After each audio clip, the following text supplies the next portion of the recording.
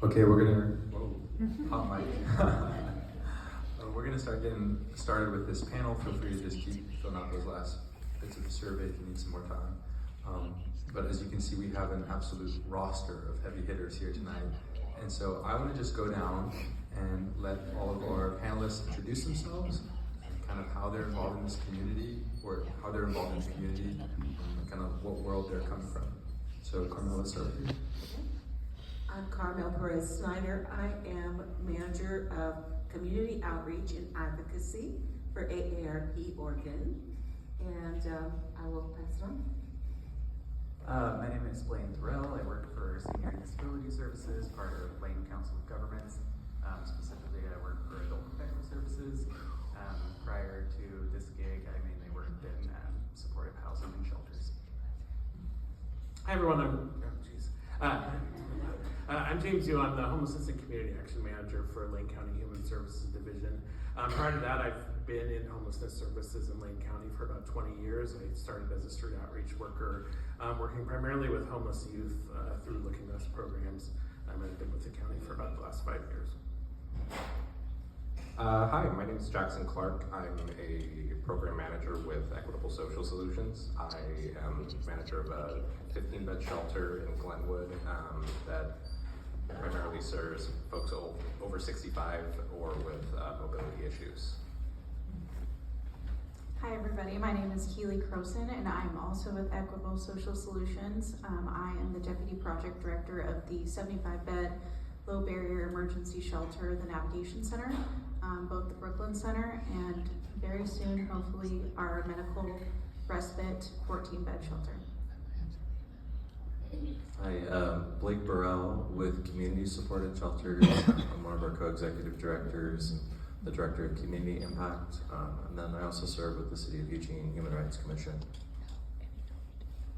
Hi, I'm Bethany Cartledge, the Executive Director at St. St. Paul, and we serve seniors in our housing, our social services, our shelter services. My name is Martha Bryson, and I serve as a volunteer on League. It's an organization that advises the Poverty and Homeless Board and the county, people with lived experience. I lost my housing at the age of 62, 8 years ago. And it took 2 years for me to find stable housing, and I have medical issues that don't allow me to survive one night on the street. So you have to be on the street to be able to get the services that are provided. You have to be in a shelter or homeless, living rough on the street, and I didn't fit that criteria. So my experience of dealing with finding stable housing is very different, but it's so unique to older people. The challenges that we specifically suffer. I interviewed about 12 women who are living rough on the street here in Lane County, and I asked them to tell me their stories of like, how did you get that way?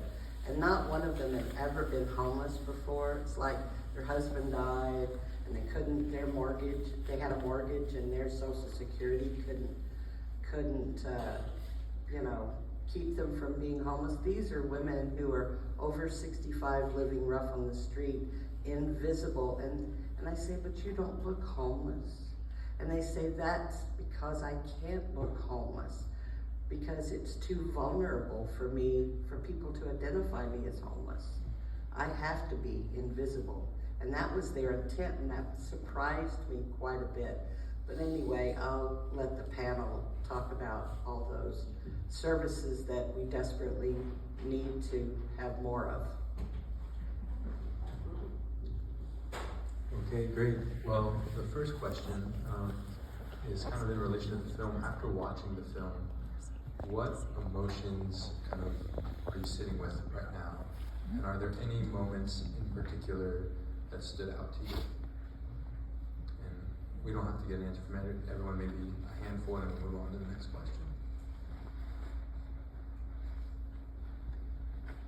I will just jump in and say that it was what Bronwyn had said, that feeling in your face and invisible at the same time, and kind of what the sentiment that you were saying, that people who are experiencing homelessness can feel invisible even though they're so visible in the community.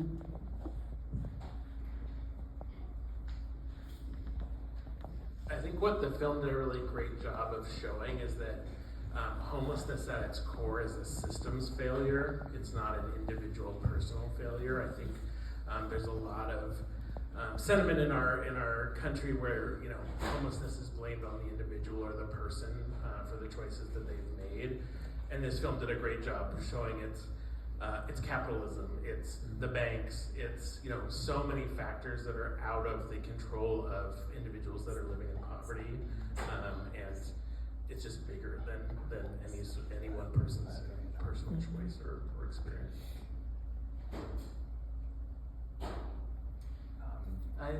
The part that stuck out the most to me was, I can't remember which person it was, but they said something along the lines of, everyone has different criteria. Like, I go to all of these places, I apply to all of these places, and they all have different criteria. And to me, and I think, you know, most of us up here, that is something we hear daily. It's, you know, I'm doing all the right things, but you all want different things. And so I think there's something to be said about getting on the same page with our resources that we're, you know, bringing to the community, and making it a bit easier to navigate.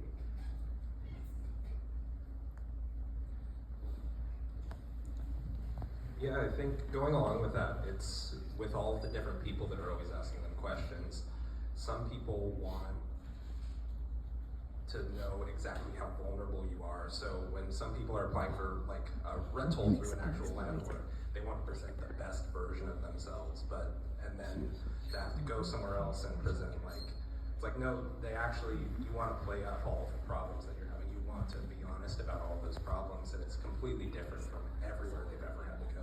Every job interview, every rental application, where you have to hide all of your problems, and then to suddenly have to switch that and to highlight all of those issues to try to get, you know, more prioritized need is a really hard switch for a lot of people, and you can understand why people are like, you know, I work with people that are experiencing pain every day, and then their SDS assessment, their senior and disabled services assessment comes in to, you know, see how much care they need, and they're just, oh, you know, I'm tough, I'm sticking it out, I'm, you know, the same thing they've grown accustomed to saying, and yeah, it's a tough transition to make for those folks to be honest about the level of pain and the level of need that they're in.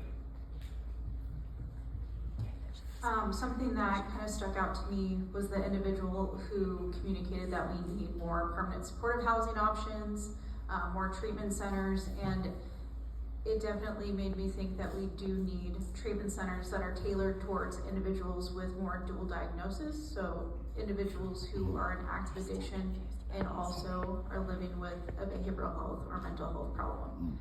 Because in my line of work, I can't always send an individual who just desperately needs maybe a more institutional setting or a very comprehensive medical setting to a rehab facility, because they will probably not be successful both in their recovery and just maintaining their residency in a treatment center, because they need a higher level of care. And unfortunately, there's not a lot of places right now where they can get that higher level of care. Yeah.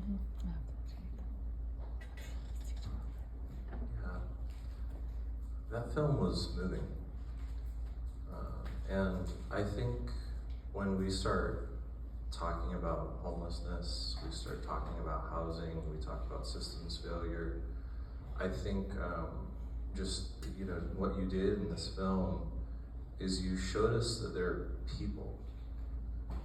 There are people trying to navigate these systems and to find life. You know, that scene, one of the scenes that really stuck out to me, just the camera shining on running water in a sink. When you're doing encampment-centered outreach, you're talking to someone who lives in a tent and who has been moving and migrating and navigating citations and interactions with law enforcement in and out of all the shelters that we run or the housing that we provide, there's a person behind every narrative, and there's a person trying to navigate this system that is failing. And I think that film got us time to look into those lives and to meet some of those people. And so I thought that was very moving and compelling. Really well done. Yeah, thank you, Blake. The second question I have for you guys tonight is, many of you guys work, or on this panel, all of you guys work very closely with this population who are living these experiences every day, and some of you have lived them yourselves. What do you think that the general public, us in the audience, often is quick to misunderstand about these individuals, or what are misunderstandings that we may be holding?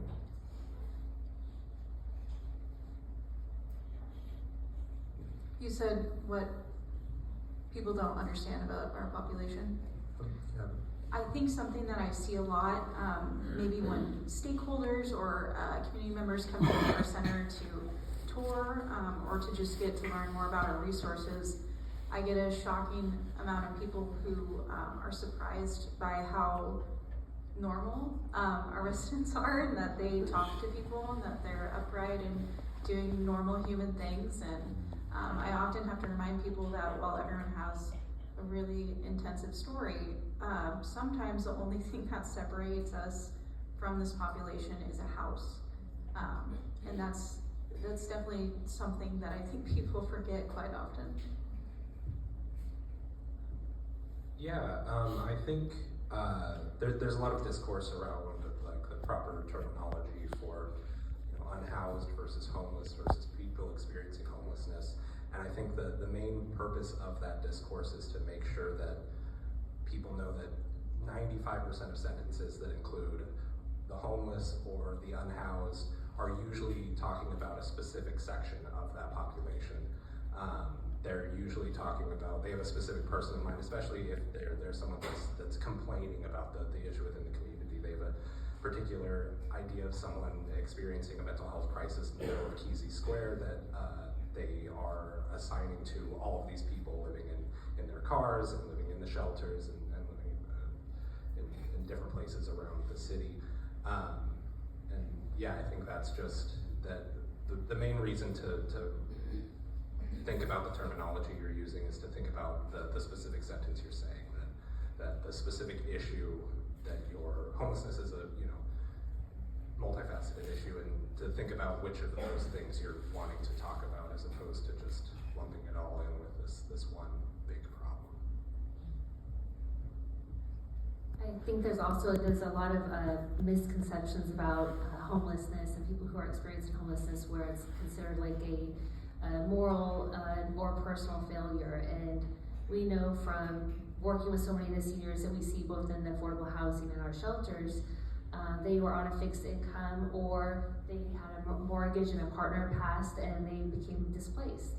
And they have a lot of shame with seeking support, because oftentimes they are homeless for the first time. So I think that's another big factor, is that there's just a lot of stigma to homelessness. There's this idea that people need to be self-sufficient and kind of bootstrap their way out, whereas really we're designed to be a community. And the stronger that we are as a community, we're going to be supporting our most marginalized community members. So with ARP, we rarely see people and work with people who are already homeless.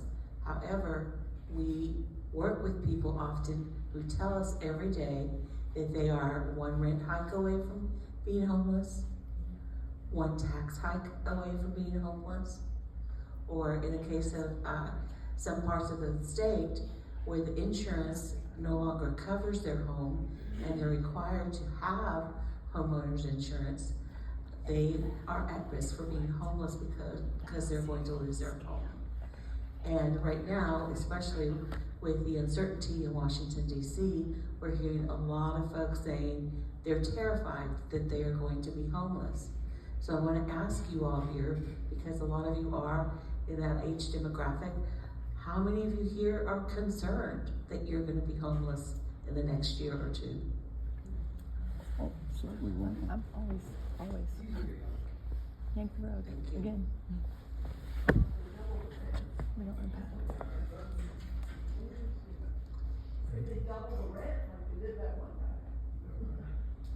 I was just with Bronwyn last week, and that was her sentiment exactly. If she has a Section 8 voucher, but with some of the new proposed, legislation, because Section 8 is a federal program, not a state program, and she just was like, she's like, I've just caught up on my taxes for the first time in 9 years.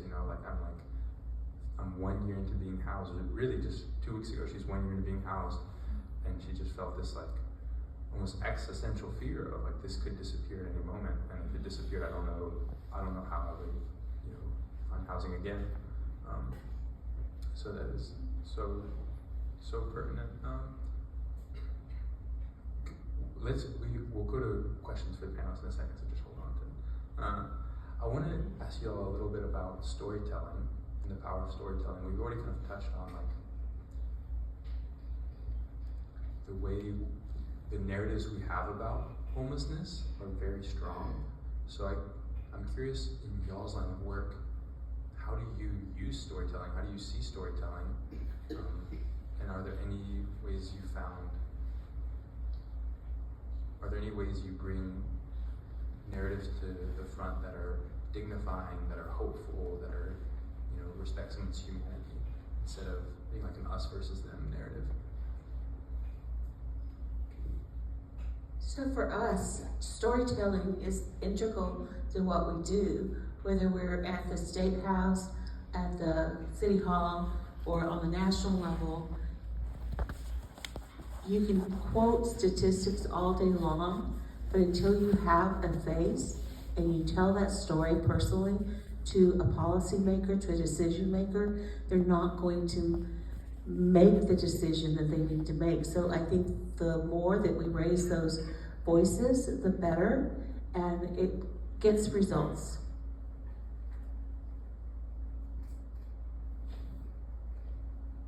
I think too, it's really important along with narratives is to have data that contradicts myths. So Lane County started 3 years ago capturing through what's called the Homeless Management Information System. So it's a database where folks that are accessing various services in the community, so shelters, food pantries, permanent housing programs, etc., are asked in what community they lost their housing. Because there's been this myth, this narrative that people are bussed into communities, that people who are experiencing homelessness in Eugene, in Portland, they're not from here, they're others.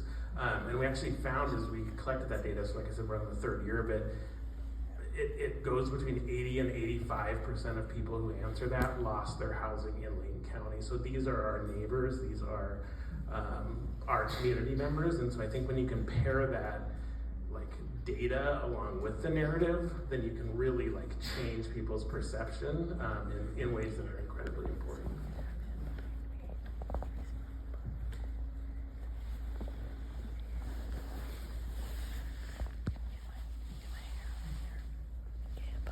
I think kind of just to piggyback off of what James said, our program lets our individuals who are experiencing chronic homelessness tell their story.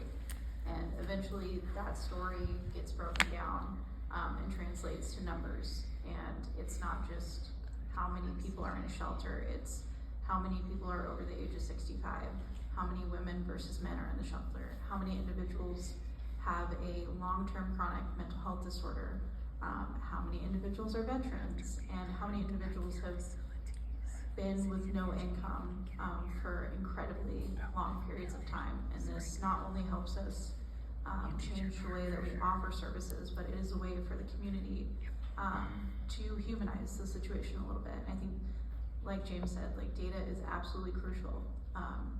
Yeah.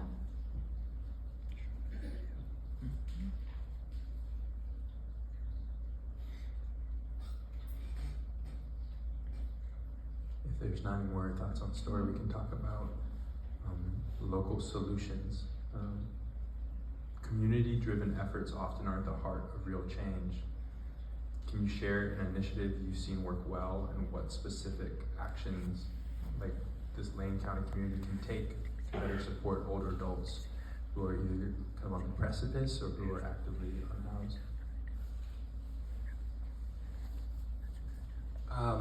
One of the main things that works, I don't know how much this qualifies as local because a lot of the funding comes from further up than that, but permanent supportive housing. I can't count how many clients I've had where it's like we're at the end of the rope, I don't know what their steps forward are going to be, and suddenly a spot opened up at MLK Commons or the Nell, and it just is, it's like magic. It's like just a complete change that you were not anticipating, that no matter how much work they're doing, that when that happens, it's something that is just, changes everything. I think too, one of the things that the film didn't fully touch on is the need for medical respite shelter, like is operated by ESS. And frankly, the need for hospice and palliative care. There are individuals in our community who are receiving hospice care in their tent, and that's completely unacceptable. And so, there are these great programs that these providers operate that just need more money and they need more support, and just really for this population focusing on the health needs and frankly the end of life care needs that they're going to need as they reach an older age. I just wanted to take this question to just highlight some things that Senior and Disability Services were trying, because we recognize, I have a nonprofit background, state or, viewed as like government services can tend to be viewed as the least accessible. So, that's well known, and I've experienced that working in shelters myself. So we are attempting to get some mobile outreach going for eligibility, so to meet people where they are, get those assessments going.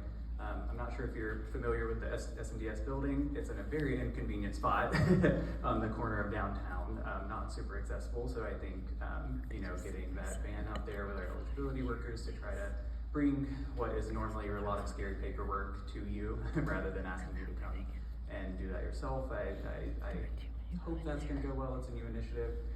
We also recently partnered with the county to get some community transition coordinators going. So they'll be working with some of the folks up here to go through the list of the most in-need folks based on the criteria that they've identified.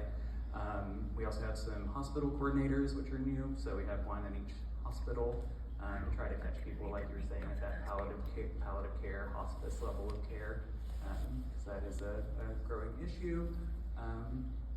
And I think my main point with all that is to just collaborate, right? Take these nonprofit and local sort of initiatives, combine them with the state services that we have, and sort of make the best outcome that we can from that. So it feels like we're moving in that direction, but a lot of work to go.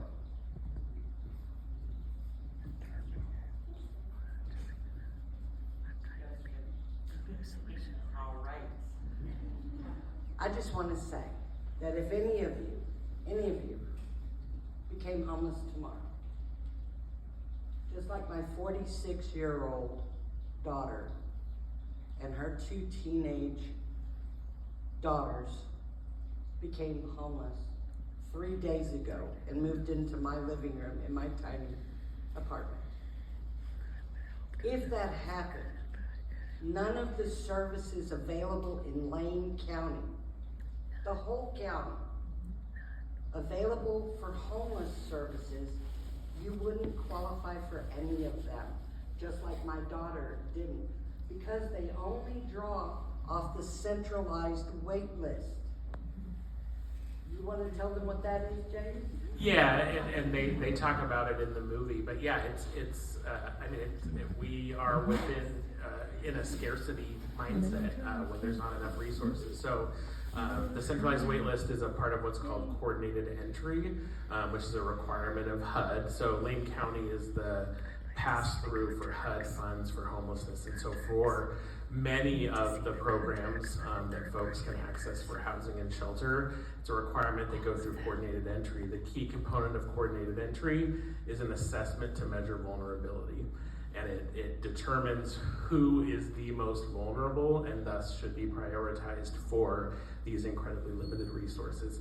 And yes, it leaves behind thousands of individuals, but it is If we had all the resources that we need to solve this problem, we wouldn't need coordinated entry, we wouldn't need these assessments. And it's a terrible process, and I don't think the county is by any means a fan of it.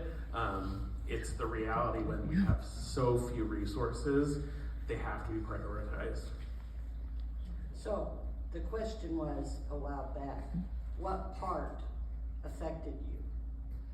Well, I was digging in my bag, trying to find a tissue, when that woman said, I didn't score high enough, my need.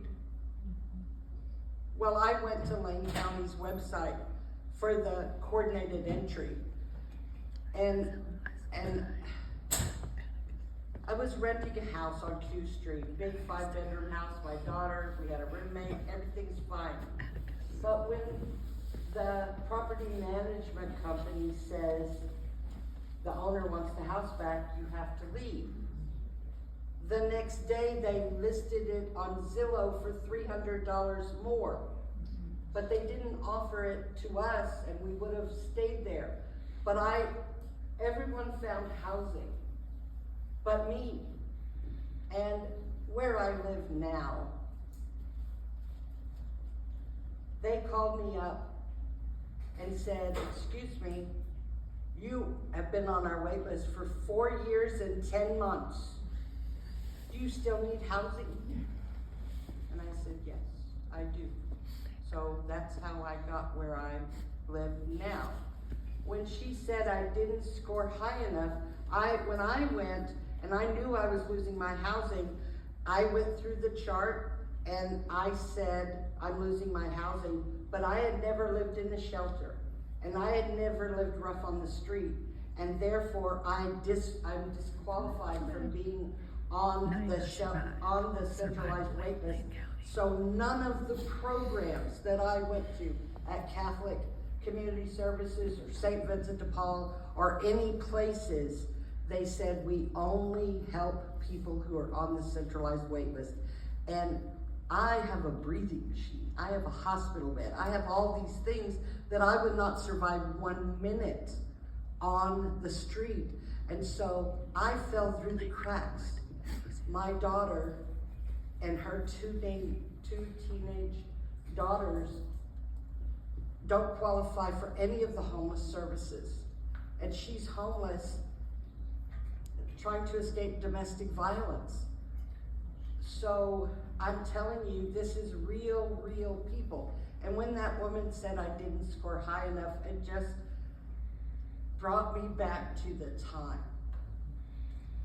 when I would take my bag and I would go to the public space by the library in the Springfield City Hall, where the City Hall is, and I would plug in and I didn't bother anyone, and I would try to find housing. And I have 5 brothers scattered all over the country, and I had to call my brother in Texas and say that I felt like if I had to suffer 1 more week of trying to be in the regular rental market. That's the problem, folks. We are all priced out of the regular rental market. I live in subsidized housing, and I have widow's benefits and plenty of income, but I don't qualify. I make too much money with widow's benefits and Social Security to qualify for anything but low-income tax credit properties. And the problem is we are all priced out of the regular rental market. Every single one of us are priced out of the regular rental market. So I just have to say that that's part of the problem. 2 problems we really have in this community. One is that we can't only just help the people who live in shelters and are rough on the street. We have to find a way to offer housing, subsidized housing, income-based subsidized housing. Whether or not you live on fixed income or Social Security, SSI, or whatever it is, we need income-based affordable housing. Because when they talk about, in the city and the county, when they talk about affordable housing, they mean people who make $50,000 a year. They do not mean people on fixed income. That's one thing. And the second thing is, we live in a state where we don't have any tenants' rights, and we're not gonna get any. The real estate market controls everything about us. I was talking to a city worker, a city employee. She makes a very good living, but they want you to have 3 times the monthly rent in income. None of us have that, okay? None of us. So we have to change who controls our rental property. It's literally, we are at the mercy of whoever controls the rent prices going up, how much they Rico. charging fees for, I talked to someone who paid $300 in fees just trying to find an apartment over 6 months. When you're poor or living on fixed income, that doesn't work. So there are lots of things that we really need to be talking about, because we're not gonna solve the problem. And I follow all these agencies and every single program available. And, I've been doing this since 1989. I have been a housing activist. If anybody could have found housing, it would have been me, okay? I served 4 years on the Texas Education Agency for homeless children and youth in 1990. So I've been doing this a long time, and I know how all the programs work. So I know that we really have to change the narrative of what we're talking about. We have to do something about rent control. The only 2 places in this entire country that have rent control, San Francisco and New York City. That's it. We need to change that, because they're controlling what's happening in Salem, and your legislature is controlling how much rents can go up, how much power the real estate industry has, and it affects all of us. It literally does. We are priced out of the regular rental market, and we need to start helping people who are falling through the cracks, and anybody who is aging. I just turned 70 the day after Valentine's Day, and I'm still fighting I'm still asking for the same things on homeless issues and housing. For 46 years, I've been asking the very same things. I'm really tired, folks. We need a new guard, seriously needed. We need a new guard to really start asking the questions. I love that we have programs, but we only help the people who are the worst needy, and we don't help thousands of people. James will tell you, thousands of people right here in our community who can't even qualify for any kind of help. And I'm one of them.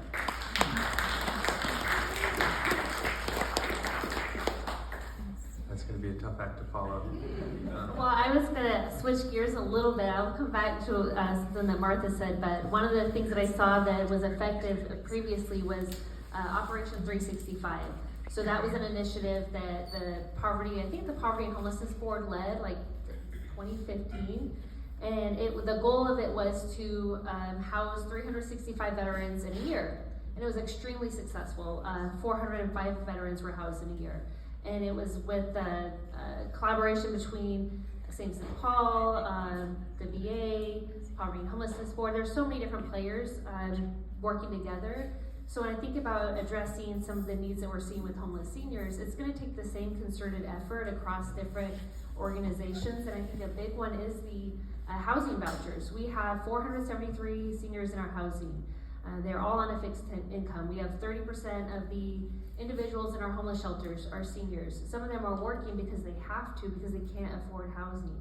I know that all of these nonprofit organizations as well are working to move people into housing, and one of the barriers is the cost of housing. If there were more housing vouchers dedicated to seniors, we would be able to successfully move more people into housing, because people want to age in place. It's extremely hard to be homeless, and it's harder to be homeless for the first time as a senior. Yeah, thank you, Bethany. I want to go ahead and just move to some questions from the audience, because I want to respect everyone's Friday evening. I think we're loud. I think y'all are loud enough. I'm just gonna point to y'all, and then y'all can just kind of say your question loudly. I saw this gentleman in the orange shirt first, so let's start with him. Oh, hi. I've dealt with like homelessness and housing insecurity for like the last 15 years of my life, most of my adult life.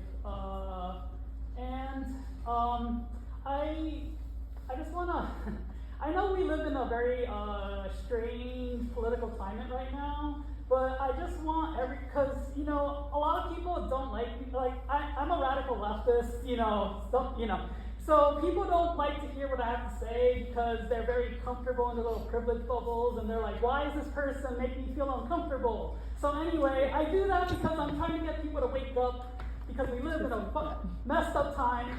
But anyway, in your documentary, you had a few professionals on there, and what all of them said was affordable housing, whatever that means. But like, to me, like, the problem isn't. The problem is that housing is a commodity, and that therefore that means it's privatized, and that, to me, that's the issue. And regardless, so we live in this like far right like place right now, but I think it's very important for people to understand that the Democrats and the Republicans both believe in capital, therefore they believe in private property and see housing as a commodity, and that is the problem. Until we stop seeing housing as a commodity, we're not going to get anywhere. And I know that's a very tall order. We have to basically reimagine society, and it's like, it feels impossible. It feels like climbing Mount Everest or fighting Goliath, and it's not gonna be easy. Unfortunately, it's just like, we're not gonna come to a solution to these problems until we see how the Democrats and the Republicans work together. They work together. There's this false divide, this mass propaganda conspiracy that they are opposite sides of the spectrum. That's not true. And I just want to say this to you all. It's not really a question, it's a statement, because we need to wake up. Thank you.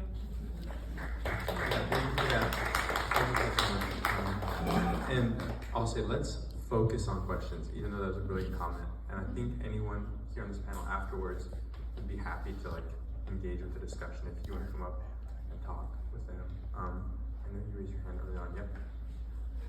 So I want to take us back to an earlier comment when you asked the audience how many people were very close to, if they felt that they were on the brink or the precipice of homelessness. And I didn't see anybody hands up.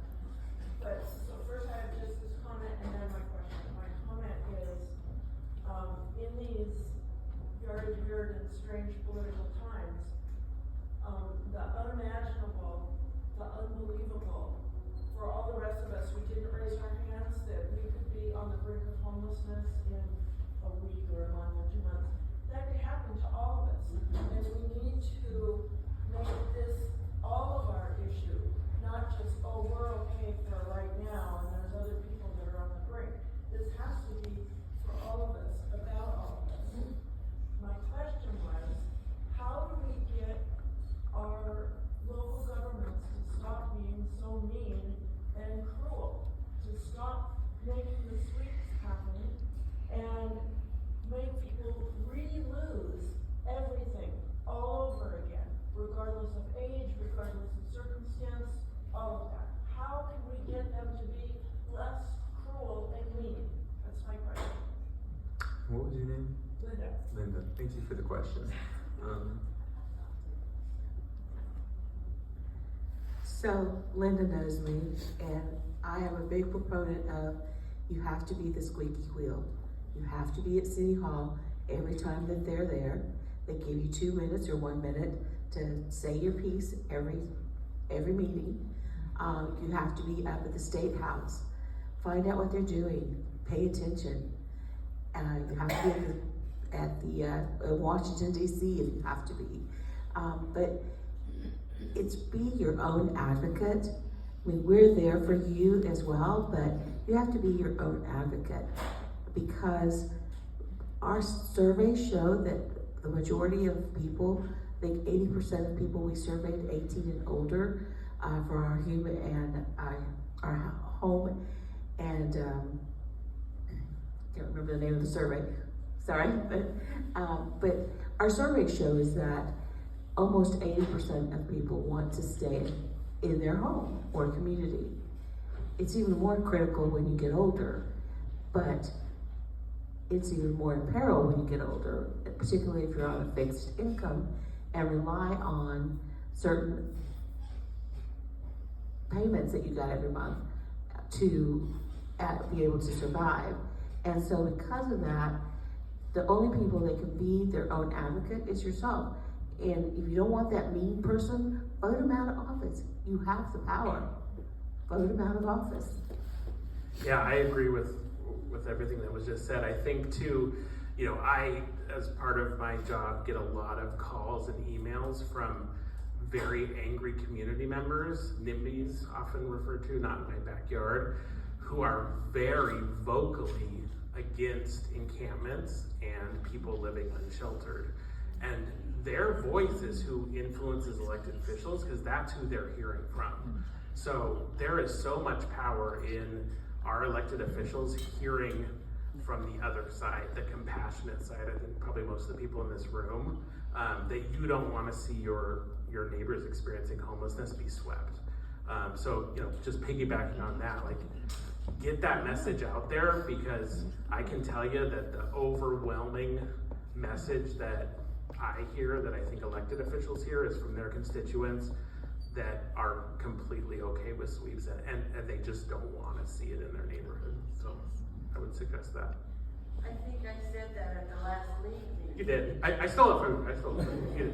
You always say everything much better than I do. It's true.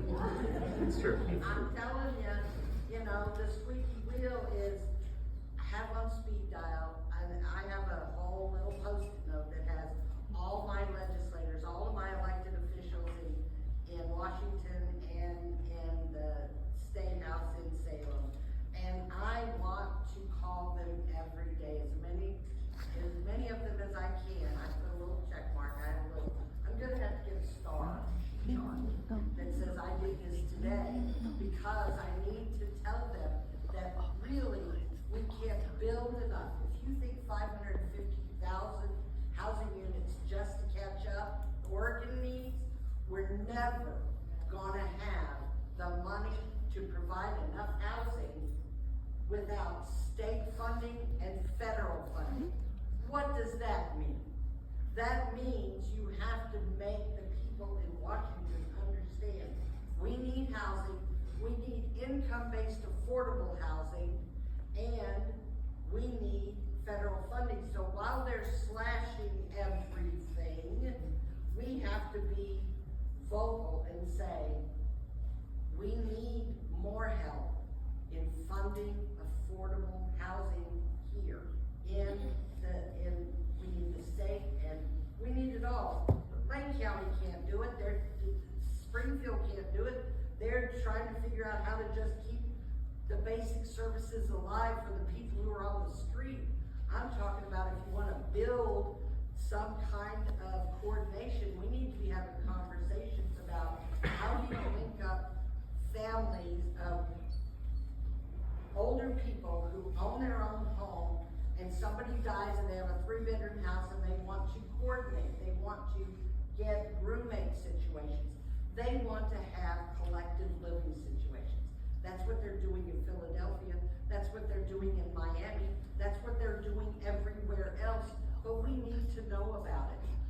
My name is Martha Bryson, and I'm on Facebook. You can't miss me, okay? So I want to have these types of conversations because I monitor what's going on in Philadelphia. I monitor what seniors are doing in other places to address the housing shortage. So we have lots of ideas that we can do here, but we have to start talking about it and having the right conversations. So you guys look me up, okay? Yeah. Maybe we'll get one more response, and then we'll get 2 more questions, and then again, all of us will be up here for more questions. Yeah, I on the topic of camp clearance, which I thinking about how this impacts folks who are unsheltered, and we really need to be engaged in policy dialogues before it's codified. And it can't just be the people that are shelter providers and advocates and who've been knocking on those doors. We need housed members of the public working in other sectors to be involved in that conversation and to say, I don't want to live in a community where existence is illegal. I don't want an ordinance change that's going to harm people who are already vulnerable and marginalized. And we live in municipalities that have those ordinances in place and execute on those actions every day. HB 3115 challenged municipalities in the state of Oregon to come up with a new definition for objectively reasonable, and that was to determine what types of punishments or ramifications for camping or survival, trying to survive outside, which of those will be objectively reasonable ramifications. All of our local municipalities use that as a mechanism to tighten in on where you could not exist. And in the city of Eugene, we saw our ordinance get tighter. It said you can't sleep as close to rivers and waterways, you can't sleep as close to educational institutions.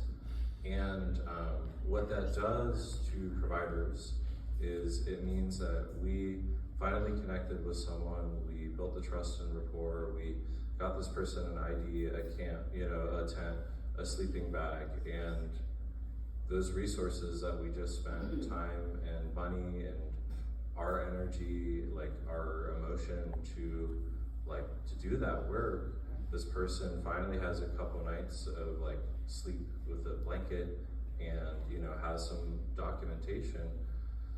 If they put that tent up in the wrong spot in our municipalities, it could be anywhere between 15 minutes to 2 hours to 24 hours to 72 hours. It's really, really confusing. It's really hard to know where you're allowed to be, and shelter beds are scarce, and places to park your vehicle are far and wide. Places to camp are non-existent. And so really understanding that solutions that reduce the visibility of people who are unsheltered aren't solutions for people in the system trying to help individuals, they're just harming individuals. And so get engaged in that before it becomes law or ordinances. And that's what I would answer that. Thanks, Blake. Okay, so this gentleman up there with the comment. It was for me. Hi, my name's Allie, and thank you for joining the film. Can you hear me? Yeah. Okay. I am a brain injury survivor, and I don't happen to be a senior just yet. It has been very, very, very challenging moving back to the state with my disability intact. Traumatic brain injuries being the latest, to my understanding, emergency declared in the state. Estimates of 50 to 75% of unhoused people have brain injuries, and they are misinterpreted by medical professionals who are supposed to know better, by law enforcement persons who are supposed to be helping us. It's been a very long day, so I have a question, but I just wanted to give you some information that I think is extremely important. As I scored very high on the list, and they did not understand. Atticus did my front door assessment, and they didn't understand why I wasn't getting housing either. And I know there's so many people that it's hard to pitch yourself against other people and then to be juxtapositioned as it is designed to be. But in my experience, as I was trying to access my health care and navigate that in the restricted manner that was provided to me, I was assaulted by police officers at my CCO. He was hurt as well. I told them I had a brain injury, and they gave me 3 more hits to the head on purpose. They tried to criminalize my access to my health care unsuccessfully. We dragged that case to the county and it was dismissed before we could get there in the interest of justice. And I'm not just interested in that justice for myself. I'm interested in it for all of us. Got community storage shelter. Old people, not to be mean, but old people, I love old people. Old people are important and I see them getting ground up in this. And it is a shame. They tried to kill me as far as I'm concerned, not 3 weeks before I got into my housing, okay? So the brain injury piece, people that are seniors, it is extremely confusing in the first place, on purpose, okay? And then we have this coordinated entry piece in basically a federal relocation area, let's just be real, and the federal release area. And they're trying to fold all of those people in with senior people and disabled people, to where when I got placed, finally, because you have to go through these shelters, I mean, and you have to survive them. You don't just have to go stay there, you have to make it out. And pray to God your shoulder doesn't get broken like mine at community supported shelters where there were cats all around me that had handrails. Sure, it was an ice storm. My shoulder's never gonna be the same. If I hit my head, I would have died right there. They had me in the farthest away from any hospital where I'd already been mistreated, because people don't actually understand brain injury people. And well, sometimes people in professional positions do not behave appropriately. Or maybe the algorithm's just off.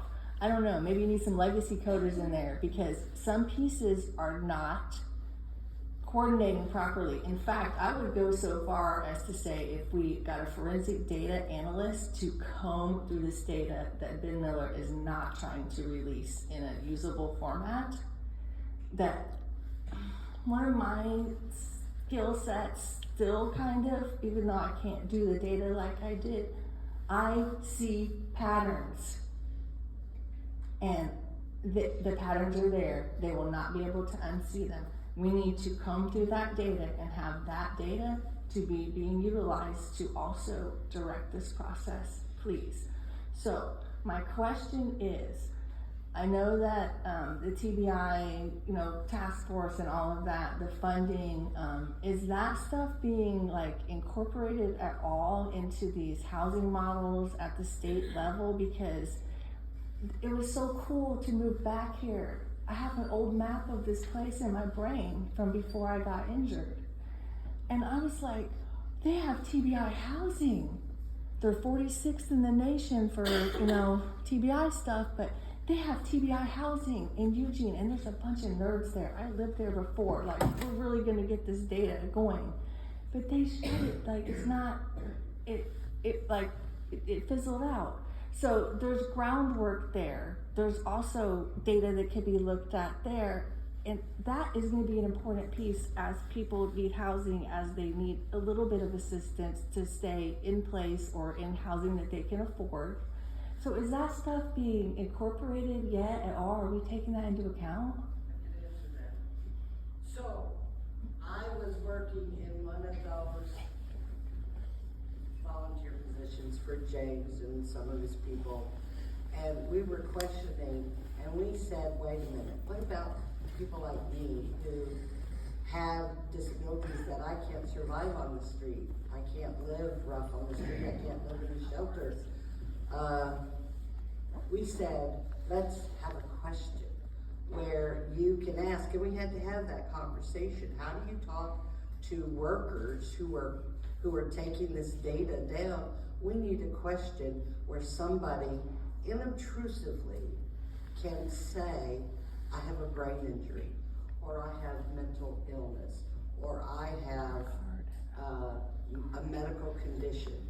We needed that kind of question. It's still only being asked of the people trying to get on the centralized wait list, but we started somewhere where we actually changed the question so we can include all of these areas. I had a stroke in 2019. Head trauma registry. Head Yes. trauma registry, they're doing it in, where I came from, I'm on it, and the people who hurt me are on it. So Yes. I'm looking to have one here, and we can identify any people who wanna play in those dark waters. But it's important because they misread us, and then they need to know who the pros are so that they can go to the back of the line. They can go to the internment camps. It's true. I didn't have to learn how to feed myself or walk, or I wasn't paralyzed. I was very lucky. Me When I had too. my stroke, but it affected, I used to be a bookkeeper, and now numbers look like Greek letters. I can't add 3 numbers together because they don't mean anything to me. It only affected that part of my brain. Thank God it didn't affect my ability to do public speaking on educating people about homeless issues and housing issues, because we have a lot of conversations that need to be happening about, in our community, what we're gonna do about the housing shortage and so many elderly people becoming homeless, and it's like being hit by a tornado. Okay, let's do one more question. I wanna say something. I know it's rude, and I'm going to do it. Here's my question to you and everybody else who's still here. I totally appreciate all the work that you have dedicated your life to do, and I hope you continue. But here's my question. How angry do we have to get before we start banding together and figuring out a whole new way to do stuff? 30% of the Oregon budget comes from the federal government. 2 days ago, I saw a poster from a rally. The poster was a picture of Elon Musk going like this, saying, "I want your money." It's time to get angry, folks.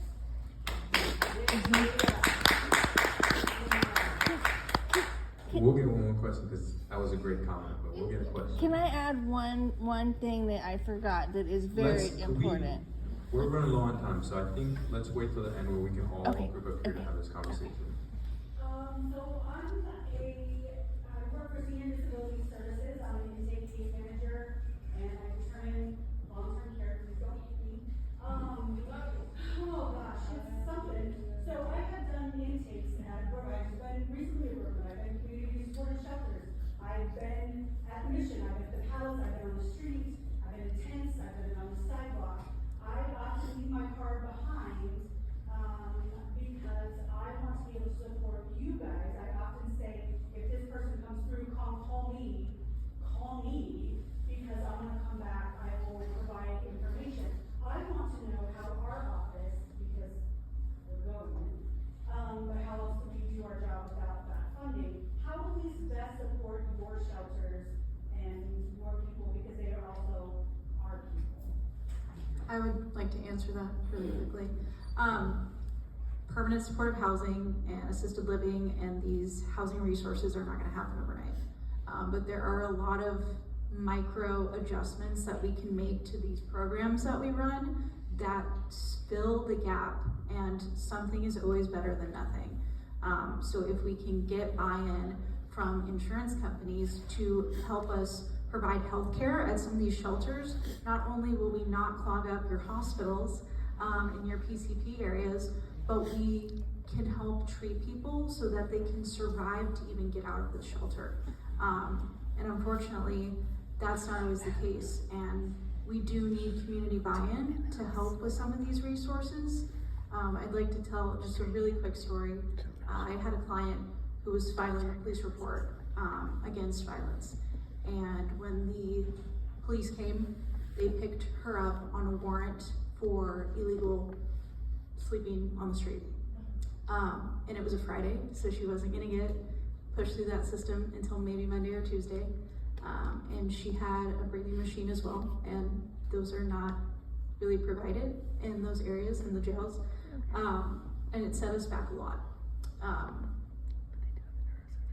We have to have the help of the community to break down some of these barriers and these discriminations. That individual was already in our shelter, and they got picked up on the warrant and charged, and that really hurt her because we had just paid a lot of money to try to clean up her record and get it expunged so that somebody would take her as a renter. So it does become a bit of a vicious cycle if we cannot have resources actually work with the shelters. We have people who are banned from the hospital, LTD, anything. So, we do need some sort of stopgap to help our people get from point A to point B. Otherwise, we just have people laying in shelter beds for years. So it is gonna take insurance ability to look at housing as healthcare. It's not just keeping people in housing, they have to have the right housing. I can't put an individual who is wheelchair bound in an upstairs unit for $1,200 that we're gonna support with a little bit of subsidy until we can't anymore. So now we're gonna wait, 8 more months, and we always will. We have the opportunity to really extend our stays with our individuals, but it has to be the right housing. There are not enough ADA accommodations for people. And that's just a basic problem. So there's individuals who don't have those problems and they're not able to get into housing. So it is gonna take insurance looking at it as a housing issue. People can't support their recovery or take their schizoaffective meds and not hurt themselves if they don't have a home. And honestly, that's really hard in shelter life as well. And it's not always super good for the mental health to be in there, so it doesn't always support recovery. But that is a medical problem. These people who are abandoned by society, who have severe mental health problems that they were born with, who then maybe get on drugs, they don't have anyone. There's a misconception that people have parents, people have family, they don't have anyone, and the system is not set up to take that person, maybe hospitalize them and put them in a home with permanent supportive individuals who can help them maintain whatever it is that they need to continue their treatment journey. So when people start looking at housing as a medical necessity to recover, to survive, to thrive, we might actually see some serious change. And so you people be honest when we come in for our other intakes. Yeah, there's been a lot of talk both from your questions and from other fellow panelists about compassion and about doing the right thing, and probably because you guys are the type of people that come to a homelessness documentary on a Friday night, that's the demographic we're with right now. That's the reason we should want to do it. The reason we should do it is because it's what works. It's the thing that of course it's nice that it's the right thing to do, and that another human being shouldn't be sleeping on the streets. But the way to stop that, going back to the sweeps question, is not to just move them around to different spots or not to ban them from hospitals, but to do the things that we know scientifically work to get them to provide that wraparound care, because it just resets. It takes 1 week of homelessness to reset 3 years of social service work that is done to get someone to a place that they're at, and it just the drop off that can happen that quickly is just horrific. I just want to say, 1.3 million Ukrainians were taken in by Poland with no government subsidy, not one shelter, not one resource, nothing. They took them into their homes with no compensation, because that's what neighbors do. So I tell people that because that's real. That is really real. Men, women, children, old people, newborns. They took them in to their homes. They didn't open up any kind of, refugee shelters. So we ought to be able to deal with, I want to know every person that comes through these services who are mistreated by the police. I want to know. Somebody call me, because they do. And tell me, because I'm an organizer.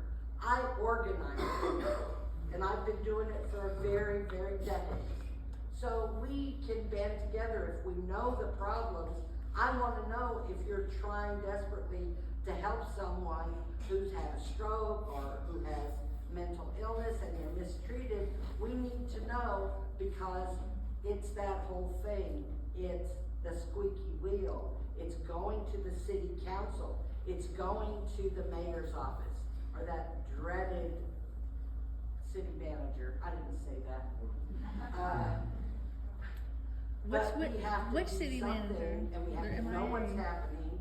And people like me have the most power. Citizens have the most power, not the people who work at the agencies.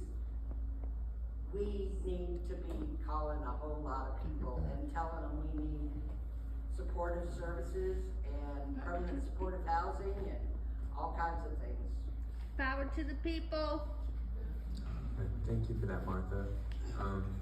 I think I've been on a lot of panels, and it's really inspiring to see how seriously this community is taking this, and how angry. I think angry is not inherently bad. I think it's very good. And so I would just say, just for the sake of time and wanting, if a panelist needs to leave or go take care of someone in the family, I think we'll have a closing thought, but I would totally encourage you guys to continue coming up and dialoguing about this, because it is so important. I don't want to cut it off for that sake. Emily, do we have any closing thoughts? There's a lot of thoughts, aren't there, tonight? A lot of compassion.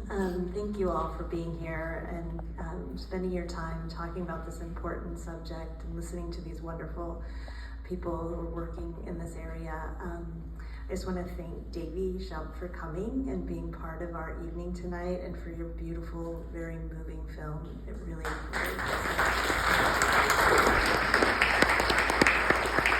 And I just want to thank all of our panel experts up here for their time at coming tonight as well. Thank you so much. And yeah, if people want to mingle a little while, I think we have a little bit of time. Oh, and Maddie would like to say something. Yeah, I just wanted to also thank everyone, and to, again, thank you for being here and for sharing all of your thoughts.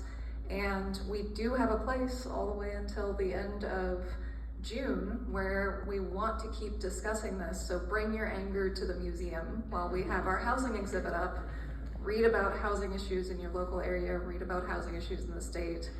I'm usually at the desk, Emily's usually at the desk. Martha, my new bestie, is going to be there a lot, so come to the museum to talk about these hard issues. How Thank you. can we see the movie again or share? So right now, the movie's only available through community screenings. So you're gonna have to convince Emily to run this thing back.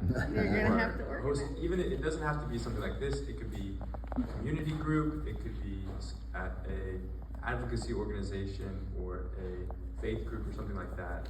But or a city hall meeting. Absolutely. We just did a screening actually at the Senate, and Ron testified there. So any of those things, and yeah, you can reach out to our team.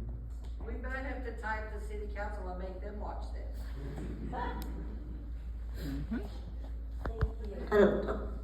The trailer is pretty informative as well, and that is available on YouTube, so you can show that to people and see if there's people that are interested in purchasing the permission to show it in a public space. So that's another option.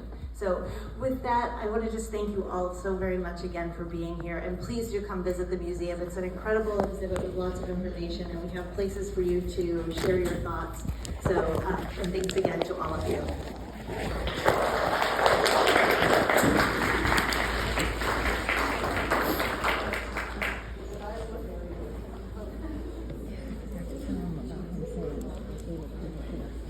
Oh, yeah.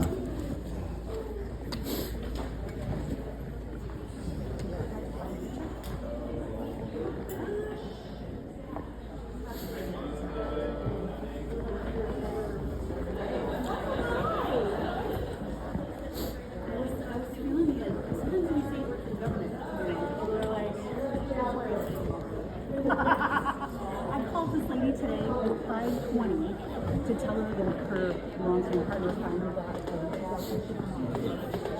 I'll just go and I can get her on Facebook, and I'll just plug it in and go viral.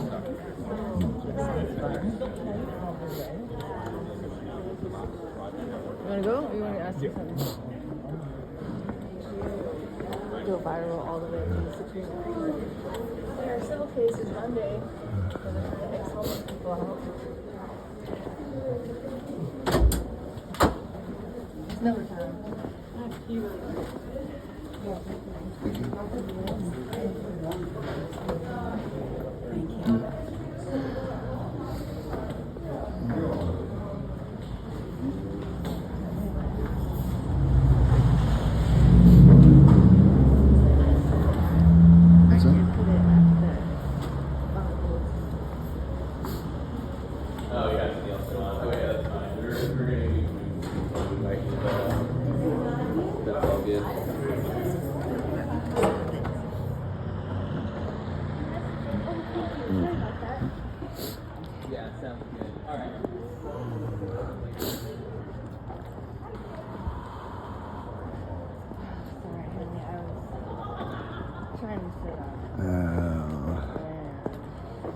Wow.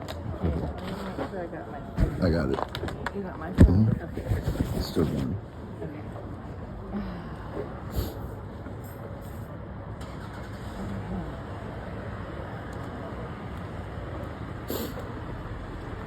So anyways, the other lady just tries to drive a progression here.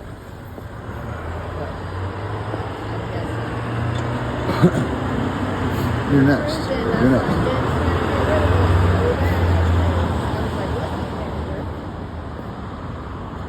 What police chief? What task force?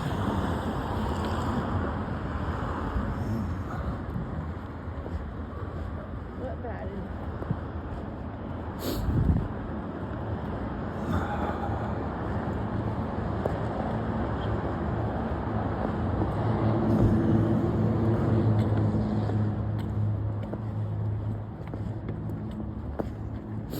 That looks pretty good, don't it? Don't look too bad. I got that taped up a little tighter. That little fucking yeah. Oh, yeah.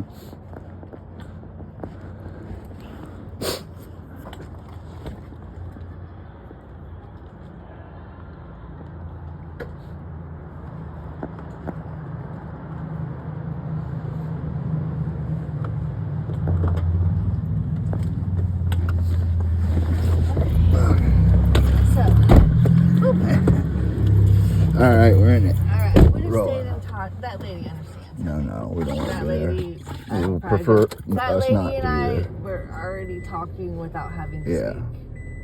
Oh yeah. We're like friends from like lifetimes kind of person people. You know what I mean? Like, you know, when you meet them, they're just like, We already know. Like, I already know. You could just rage with her. kind of like how Joe, I don't have to, you can just like skip the conversation ahead because you can skip the conversation ahead. You know what I mean? Or what? Who?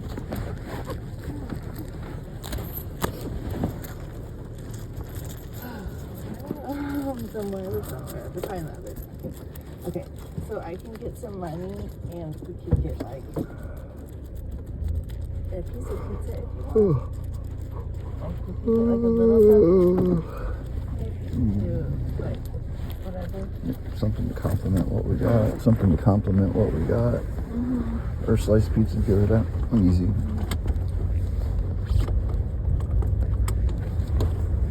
Oh yeah, that was just the wind up. We had to say, let them know. Get ready. Well, they like brought me the microphone. And Oh, yeah. you see that guy came and sat down there. The other people had to leave. They couldn't do it. Yeah. They were getting Conflict of interest. Well, I wanted to say the shit while they were saying it though, so in case anybody was listening. And remember when I was like, see his butt? Yeah. And it stopped. Yeah. Okay, I'm just making sure you got that. So I'm gonna go back that way, right? Yeah. Okay. Make left. Oh, that was supercharged. Good job. Yeah, I forgot to tell him that Oro said that. I know. But it's already so many places. They were like, lots of thoughts today. I'm like, I bet all the way up to the state house. I hope your governor's watching. I was trying to make sure they got my head. And I saw Blake be like,